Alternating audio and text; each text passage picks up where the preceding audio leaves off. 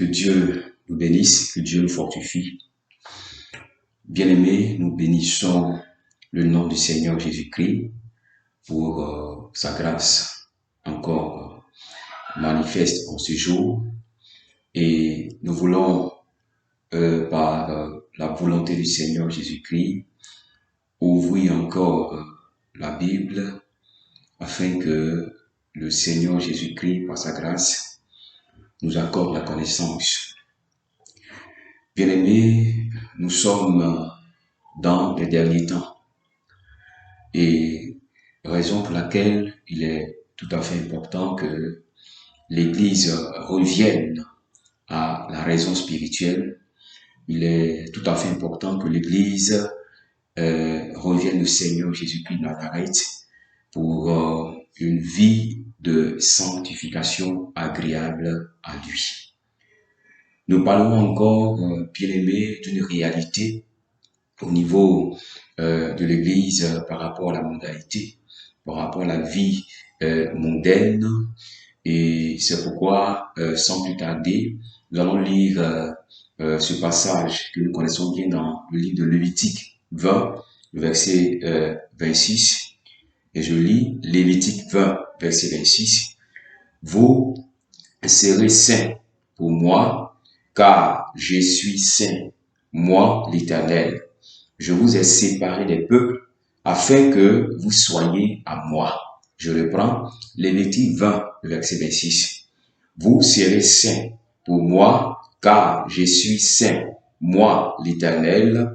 Je vous ai séparés des peuples, afin que vous soyez à moi. » Et donc, bien-aimés, nous voyons la volonté du Seigneur Jésus-Christ par rapport à ses enfants que nous sommes. Nous étions, avant de devenir chrétiens, des païens, des personnes qui ne connaissaient pas la volonté du Seigneur Jésus-Christ et qui vivaient dans la débauche, dans le péché, dans la désobéissance.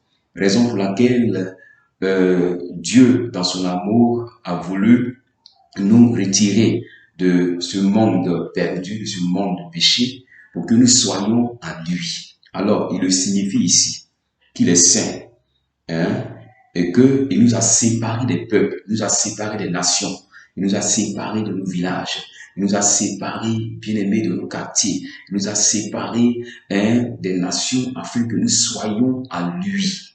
Nous soyons à lui. Être au Seigneur Jésus-Christ, qu'est-ce que cela veut dire?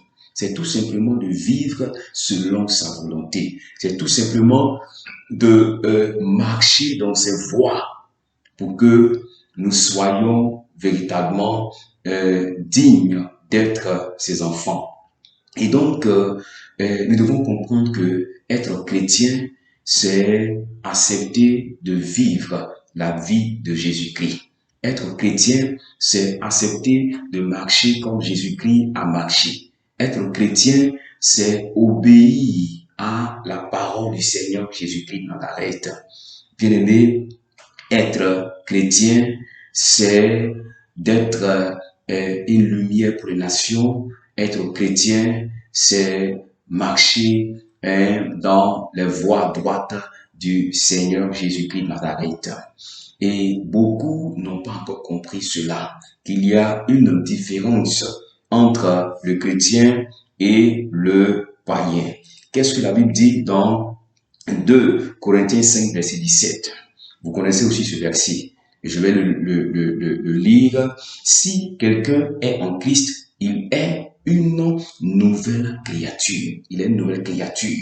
Les choses anciennes sont passées et voici toutes choses sont devenues nouvelles. Si quelqu'un est en Christ, il est une nouvelle créature. C'est clair ici. Et donc, nous devons comprendre que être chrétien, c'est vivre la vie de Dieu. Être chrétien, c'est marcher comme le Seigneur Jésus-Christ a marché. Et il nous a donné l'exemple. Oui, quand nous lisons les évangiles, nous voyons comment est-ce que le Seigneur a marché. Et il a marché loin du péché, loin de la mondanité, loin de la débauche, loin de la fornication, loin de l'alcool, loin de la luxure. Et c'est pourquoi nous voulons par la volonté du Seigneur Jésus-Christ, attirer l'attention de tout un chacun par rapport à la vie de sanctification que nous devons mener tous. Bien-aimés, ce jour, nous parlerons du voile, du voile au niveau de la sœur en Christ, au niveau de la femme en Jésus-Christ de Nazareth, pour que l'adoration de la sœur en Christ soit véritablement parfaite. Avant de commencer, nous allons lire un passage dans 1 Thessaloniciens 5, le verset 23. 1 Thessaloniciens 5, le verset 23. La Bible dit que le Dieu de paix vous sanctifie lui-même tout entier et que tout votre être, l'esprit, l'âme et le corps soient conservés irrépréhensibles lors de l'avènement de notre Seigneur Jésus-Christ. Je reprends. 1 Thessaloniciens 5, le verset 23. Que le Dieu de paix vous sanctifie lui-même tout entier et que tout votre être, l'esprit, l'âme et le corps soient conservés irrépréhensibles lors de l'avènement de notre Seigneur Jésus-Christ. Et donc, la Bible révèle que notre sanctification se situe au niveau de ces trois parties de notre être, l'âme, le corps et l'esprit. Nous devons avoir l'intérieur sanctifié, nous devons aussi avoir l'extérieur sanctifié. Nous devons avoir le cœur sanctifié et aussi le corps sanctifié. Nous devons avoir aussi l'esprit sanctifié. Bien-aimés, c'est tout ça qui fait la vie chrétienne. Et au jugement, le Seigneur regardera ces trois parties. Et c'est pourquoi nous devons comprendre cela. La foi n'est pas seulement dans le cœur. Elle est dans le cœur, mais elle est aussi sur le corps. Elle est aussi dans les actes. Et c'est ce que nous devons comprendre par cette exhortation. Que Dieu véritablement nous bénisse. Et je vais encore lire un autre passage pour que nous soyons plus éclairés. 1 Corinthiens 1, le verset 1. 1 Corinthiens 1, le verset 1. Paul, appelé à être apôtre de Jésus-Christ par la volonté de Dieu, et le frère Sostène, à l'église de Dieu qui est à Corinthe, à ceux qui ont été sanctifiés en Jésus-Christ, appelés à être saints, et à tous ceux qui invoquent en quelque lieu que ce soit le nom de notre Seigneur Jésus-Christ, leur Seigneur et le nôtre. Bien-aimé, ce passage est clair. Cela révèle que Paul ne parlait pas seulement à un peuple. Paul ne parlait pas seulement à une nation. Mais Paul, serviteur de Dieu, était un instrument que le Seigneur a utilisé pour éclairer l'Église, a utilisé pour enseigner l'Église. Et quand je parle de l'Église, je parle de tous les enfants de Dieu dans le monde entier. Et donc, ne disons plus que Paul parlait à tel peuple seulement quand la parole de Dieu ne nous arrange pas. Mais comprenons que la parole du Seigneur Jésus-Christ a été révélée au travers de Paul. Que Dieu véritablement nous bénisse. Et donc, nous parlerons du voile au niveau de la femme. La femme doit se voiler. La femme en Christ, la femme dans le Seigneur Jésus-Christ doit se voiler. Parce que être en Christ, bien aimé, c'est avoir une vie de consécration. Comme nous l'avons lu tout à l'heure dans Lévitique 20, verset 26, Dieu nous a séparés des peuples afin que nous soyons à lui. Cela révèle une vie de consécration, une vie qui est différente du monde, une vie dans le désert, comme cela a été par la vie de Jean-Baptiste, une vie retirée du monde, une vie consacrée. Donc la femme en Christ, la sœur en Christ doit avoir une vie de consécration. Et c'est pourquoi le Seigneur voudrait qu'elle se voile. Alléluia. Nous allons continuer en lisant véritablement ce passage que vous connaissez bien par rapport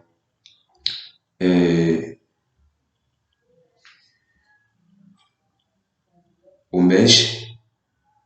Par rapport aux mèches, on va lire 1 Timothée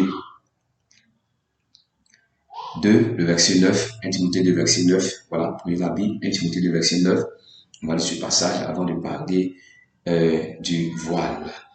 1 Timothée 2, verset 9. Je veux aussi que les femmes vêtues d'une manière décente, avec pudeur et modestie, ne se parent ni de tresses, ni d'or, ni de perles, ni d'habits somptueux, mais qu'elles se parent de bonnes œuvres comme il convient à des femmes qui font profession de servir Dieu. Voilà. Ici, la Bible est claire.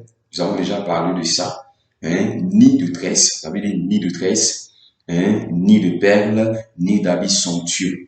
Que la femme, je veux aussi que les femmes vêtues d'une manière décente, avec pudeur et modestie, ne se parent ni de tresses, ni d'or, ni de perles, ni d'habits somptueux. Et donc, la femme ne doit pas se tresser. La femme ne doit pas mettre les mèches sur sa tête, les perruques, elle ne doit pas mettre tout ça sur elle, parce que ce sont des choses du monde. Et 1 Timothée 2, verset 9, le révèle clairement. Alors, si la femme ne doit pas mettre les mèches, qu'est-ce qu'elle doit mettre? Elle doit mettre tout simplement un voile. Nous allons vous prendre le passage dans le livre de Corinthiens. Livre de Corinthiens. 1 Corinthiens 11, on va commencer à partir du verset 3. 1 Corinthiens 11, à partir du verset 3. Je veux cependant que vous sachiez que Christ est le chef de tout homme.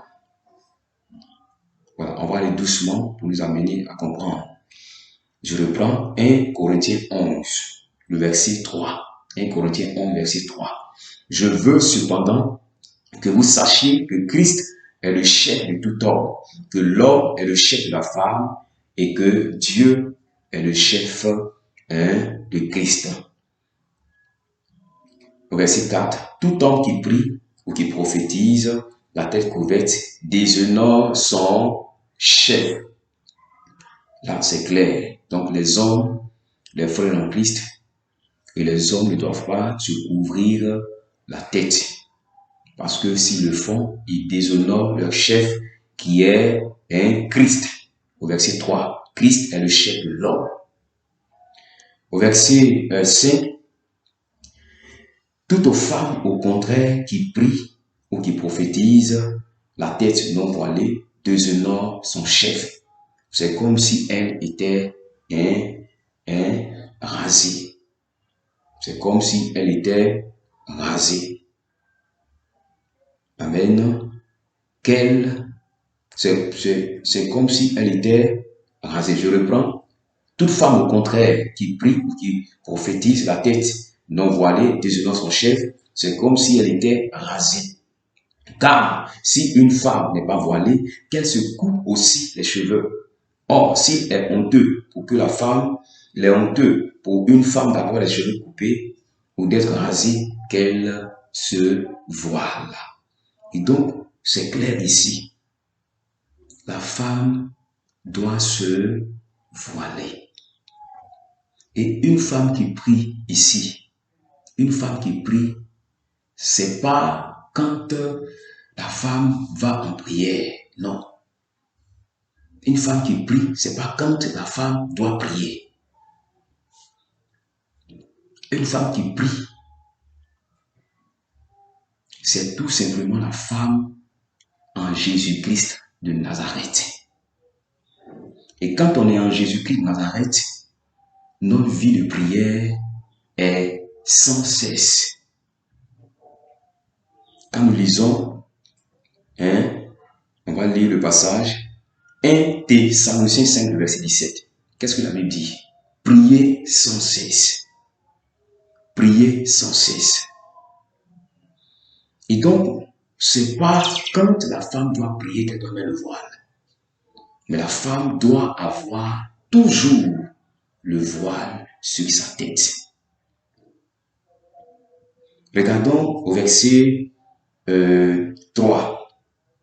Je veux cependant que vous sachiez que Christ est le chef de tout homme, que l'homme est le chef de la femme et que Dieu est le chef de Christ.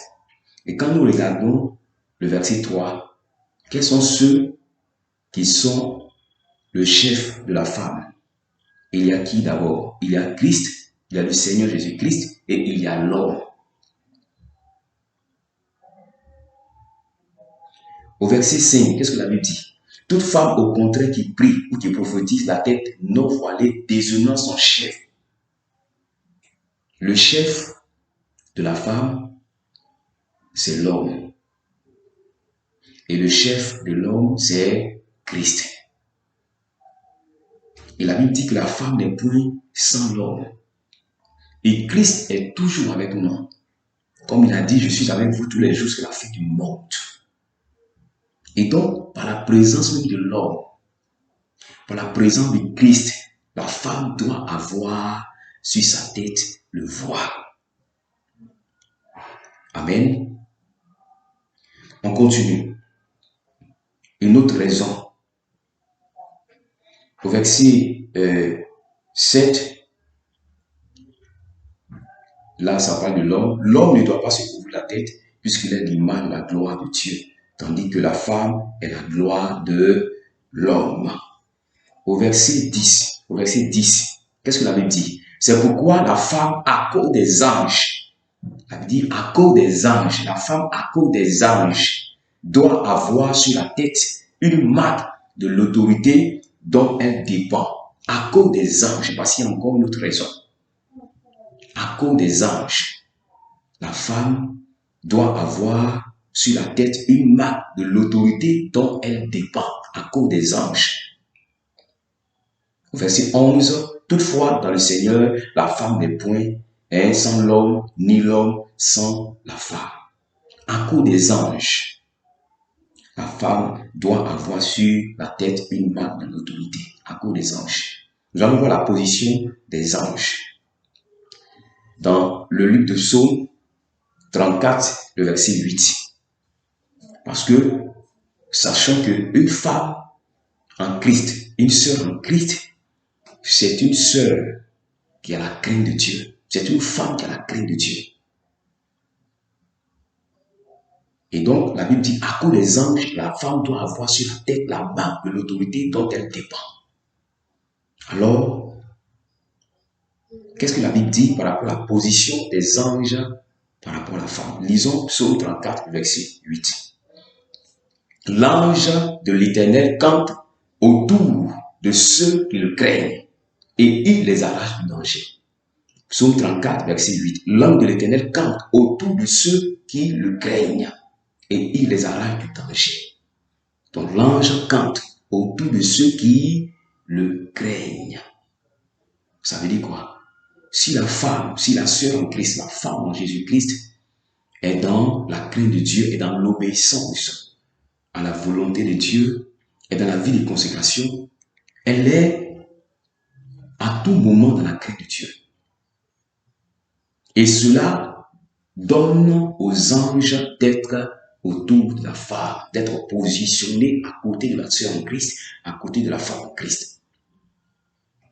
Et donc, pour cette raison, la femme doit toujours avoir le voile sur la tête. Voici la raison. La Bible dit à cause des anges. Et la position des anges auprès de l'enfant de Dieu, elle est toujours manifeste. Alléluia. Donc, voici les raisons pour lesquelles la femme doit toujours avoir le voile sur la tête. Et non quand elle va prier. Parce que la prière, nous pouvons la faire dans le cœur, dans l'esprit.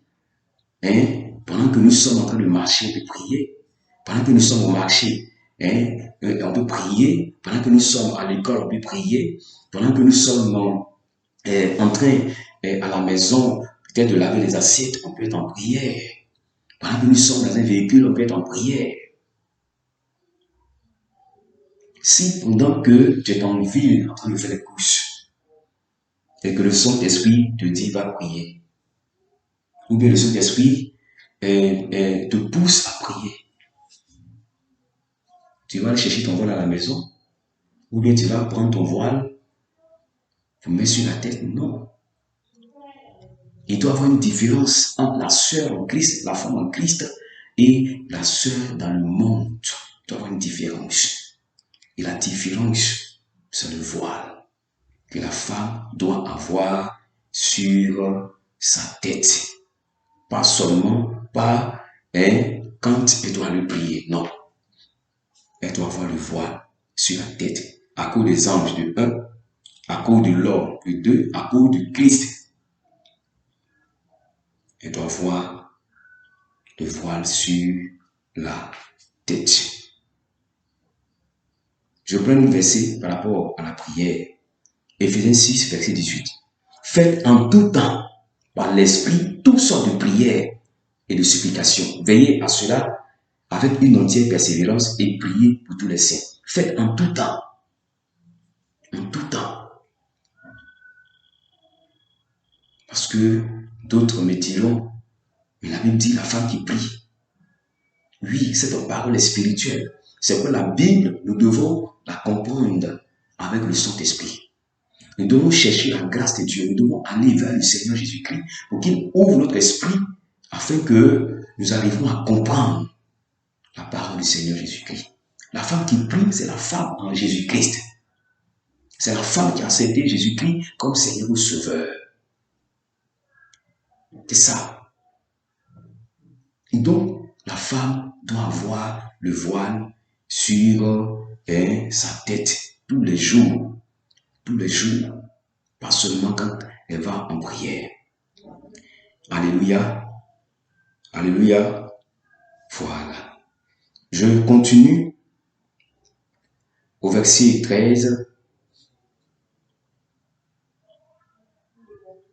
Jugez en vous-même, est-il convenable qu'une femme prie Dieu sans être voilée? C'est la question qu'on pose. Est-il convenable? Au verset 14, la nature elle-même ne vous enseigne-t-elle pas que c'est une honte pour l'homme de porter de longs cheveux? C'est une honte pour l'homme de porter de longs cheveux. La nature, naturellement, la femme a de longs cheveux, mais l'homme a des cheveux courts. C'est de manière naturelle.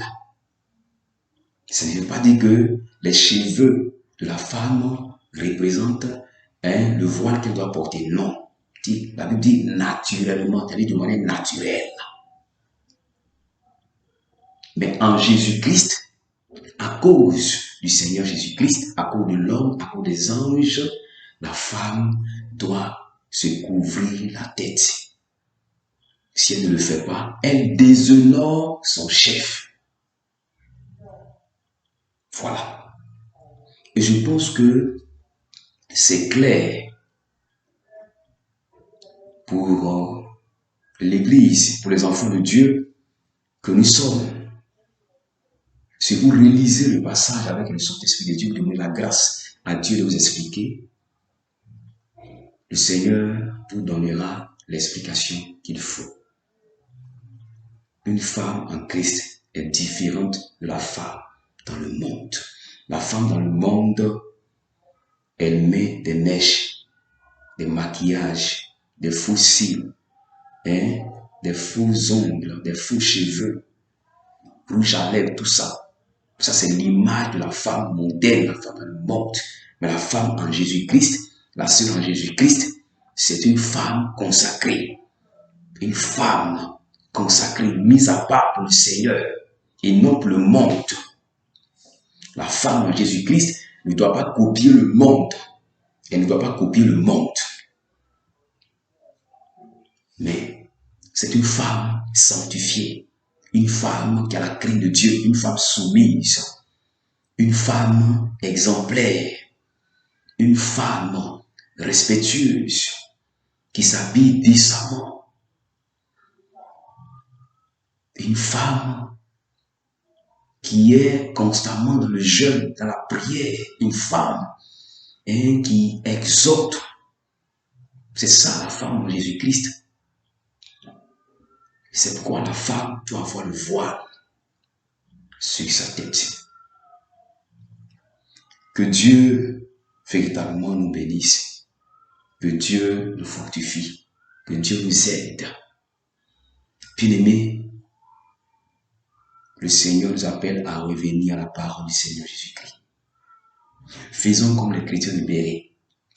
Cherchons la vérité. Vérifions les Écritures. Ne suivons pas les églises, ne suivons pas les pasteurs, les apôtres, non. Vérifions les Écritures. Cherchons le royaume des cieux comme il se doit.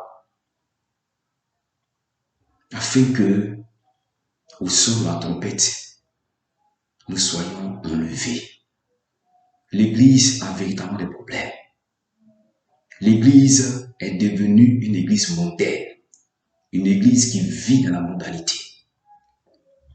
C'est pourquoi ne regardez pas aux personnes, regardez au Seigneur Jésus-Christ. Avant qu'il ne soit trop tard, Jésus-Christ revient bientôt. Que Dieu nous bénisse, que Dieu nous fortifie. Alléluia. Amen.